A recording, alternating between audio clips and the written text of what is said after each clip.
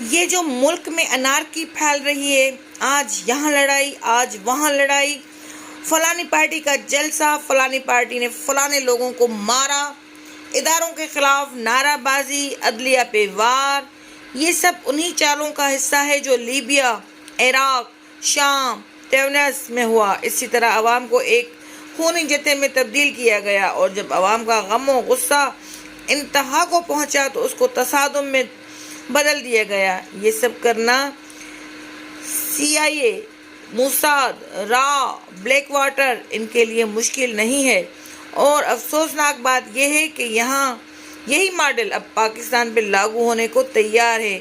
پاکستان کی زرخیز زمین جو ہر قسم کی اجناس اور پھلوں سے مالا مال ہے، گوادر پورٹ، ریکوڈے کے سونے ذخائر، بلوچستان میں سمندر میں تیل، یورینیم کے ذخائر، نکل کے ذخائر، لیتھیم کے ذخائر، اور پاکستان کی جوان آبادی کی شرح، عالمی طاقتوں کے لیے پاکستان پہ قبضہ کرنے کے لیے یہ جواز کافی ہیں۔ اس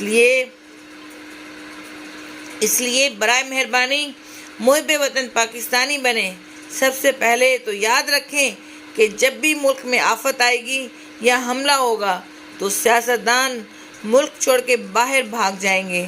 ملک میں جو 230 خاندان ہیں جن کے بچوں کے پاس 5 سال کے ملٹیپل ویزا لگے ہوئے ہیں، وہ بھی ملک سے نکل جائیں گے۔ آپ پیچھے بچیں گے۔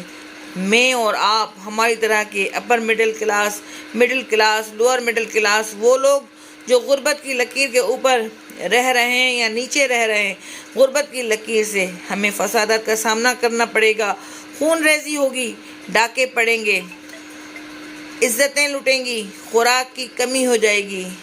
یہی 5th جنریشن وارفیئر ہے۔ اب ہم نے کرنا کیا ہے؟ نمبر 1، سب سے پہلے تو کسی بھی قسم کی انتشار کی پوسٹ نہ پھیلائیں۔ نمبر 2، یاد رکھیں میڈیا اس 5th جنریشن وار کا سب سے اہم ہتھیار ہے، اس لیے کسی بھی خبر پہ اندھا دھند یقین نہ کر کے آگے شیئر بالکل نہ کریں۔ نمبر 3، کسی بھی جگہ انتشار کی کیفیت پیدا ہوتی ہے تو دیکھیں، کوشش کریں، لوگوں کو سمجھائیں کہ سیاسی پارٹی کی خاطر محلے داری، بازاری شراکتی،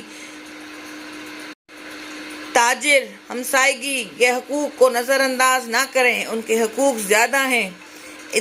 نمبر 4، اداروں کے خلاف پوسٹ کریں مگر اتنی تنقید جتنی جائز ہے۔ نمبر 5، ہم خود کو مسلمان کہتے ہیں، ہمارا کم از کم کوئی اخلاقی معیار تو ہونا چاہیے گفت و شنید میں، تنقید میں، اور کسی خبر کو بغیر تحقیق کے آگے پہنچانے میں۔ نمبر 6، اپنے سیکیورٹی اداروں پر تنقید سے گریز کریں، ان کا مورال ڈاؤن کرنے والا کوئی کام نہیں کریں، کیونکہ یہی ہماری سلامتی کے ضامن ہیں۔ کل جو لوگ سیکیورٹی اداروں پر تنقید کرتے تھے آج تعریفیں کر رہے ہیں، اور کل جو ان کی تعریفیں کر رہے تھے آج ان پر تنقید کر رہے ہیں۔ ان لوگوں کے معیار کا آپ لوگوں کو اندازہ ہو ہی گیا ہوگا۔ ہمیں سمجھدار ہونے کی ضرورت ہے۔ نمبر 7، یاد رکھیں ہمارا ملک سلامت ہے تو ہم سلامت ہیں، اس لیے ہمیں اس ملک کی سلامتی و بقا کی جدوجہد کرنی ہے۔